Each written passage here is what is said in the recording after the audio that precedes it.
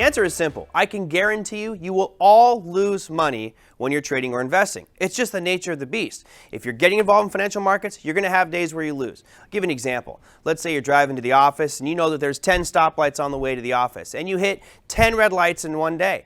Well, that's not good, but it's bound to happen because there's other days where you're going to hit 10 green lights and everything is great.